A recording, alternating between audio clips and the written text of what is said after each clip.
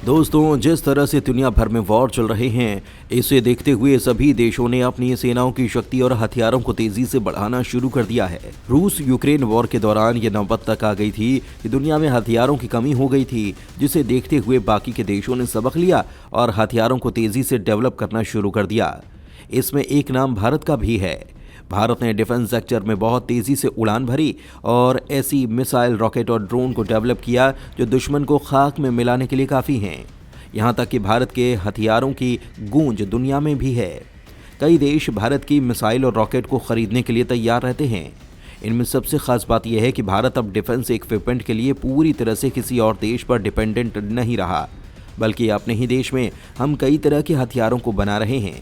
अब खबर निकलकर सामने आ रही है कि इंडियन आर्मी बहुत बड़े और पावरफुल कार्गो ड्रोन्स बनाने के क्षेत्र में काम कर रही है।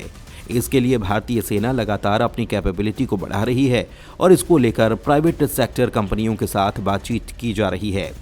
इसकी क्या इंपॉर्टेंस है और ये कार्गो ड्रोन क्यों भारत के लिए काफ़ी ज़्यादा युद्ध की स्थिति में महत्वपूर्ण हो जाने वाले हैं, इसके बारे में हम आपको बताएंगे।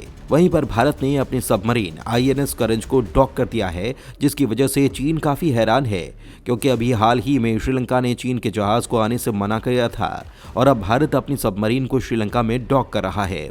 अगर दोस्तों चीन की बात की जाए तो चीन हर उस मौके की तलाश में रहता है जिससे भारत को घेरा जा सके। इसीलिए चीन ने अपनी आर्मी को तो डेवलप किया ही, साथ ही अपने बॉर्डर पर इंफ्रास्ट्रक्चर को इतना ज़्यादा डेवलप कर दिया है जिसे युद्ध के समय बहुत आसानी से उनके हथियारों और ज़रूरी कार्गो को इधर से उधर ले जाया जा सकता है। वहीं भारत ने भी डिफेंस के सेक्टर में बहुत तेज़ी से ग्रोथ की है। भारत ने डिफेंस इक्विपमेंट के लिए अपनी डिपेंडेंसी दूसरे देशों पर से लगातार कम की है। भारत ने हथियारों पर तो काम किया ही है, लेकिन इंफ्रास्ट्रक्चर पर कुछ खास ध्यान नहीं दिया गया था। पिछले कुछ सालों में भारत ने इस क्षेत्र में भी काफ़ी काम किया और भारत को समझ में आ गया कि वॉर सिचुएशन में ये बहुत ज़्यादा ज़रूरी है। इसी को देखते हुए भारत पावरफुल ड्रोन्स को डेवलप करने की ओर भी काम कर रहा है, जिसकी हेल्प से चैलेंजिंग इलाकों में भी कार्गो को पहुंचाया जा सकता है। ये UAV जो भारत की एक कंपनी बना रही है, ये काफ़ी कारगर हैं और 20 किलोग्राम से 100 किलोग्राम तक का पेलोड उठा सकते हैं। वहीं पर ड्रोन्स की हेल्प से कार्गो को इधर से उधर पहुंचने में बहुत कम टाइम लगेगा, साथ ही दूसरे व्हीकल पर पड़ने वाला बोझ भी कम हो जाएगा।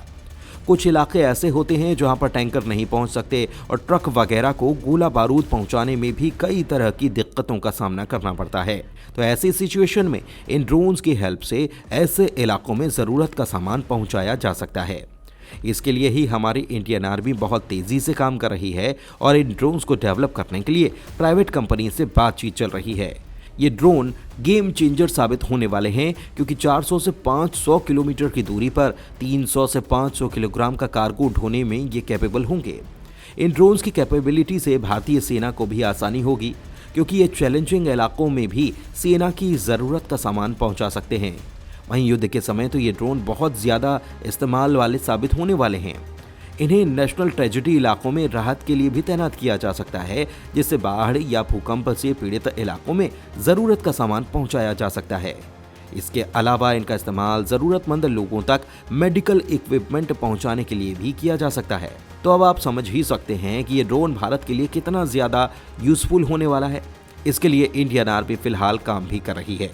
साथ ही दोस्तों, चीन ने भारत की जासूसी के लिए अपने एक स्पाई वेसल को मालदीव भेजा है। चीन इस स्पाई वेसल को इंडियन ओशियन में डॉक करेगा और इसके जरिए भारत से जुड़ी जानकारी जुटाने की कोशिश करेगा।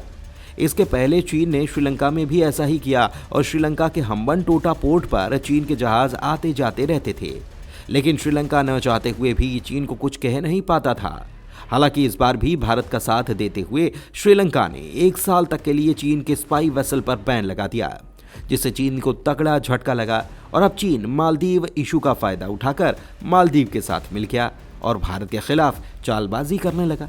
भारत ने भी चीन की हरकत का मुंह तोड़ जवाब दिया और श्रीलंका में अपने सबमरीन INS करंज को डॉक कर दिया।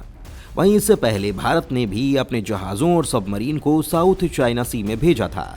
यहाँ तक कि भारत ने पहली बार इंडोनेशिया की कैपिटल जकार्ता में भी अपनी सबमरीन को डॉक किया था और थाईलैंड, फिलीपींस में अपने वॉरशिप भेजकर एक्सरसाइज भी कंडक्ट कराई थी। ये देखकर चीन बहुत ज़्यादा बौखलाया हुआ था, पर अब भारत ने एक और स्टेप लेते हुए चीन को मुंह तोड़ जवाब दिया है। और अब खबर आ रही है कि भारत सबमरीन को श्रीलंका में ही डॉक करेगा। आपको बता दें कि हमारी सबमरीन INS करंज चीन के स्पाई वेसल को मार गिराने में भी कैपेबल है। तो आप समझ ही सकते हैं कि भारत ने चीन के खिलाफ एक बहुत ज्यादा ठोस कदम उठाया है, जिसे फिलहाल चीन हैरान हुआ पड़ा है। धन्यवाद।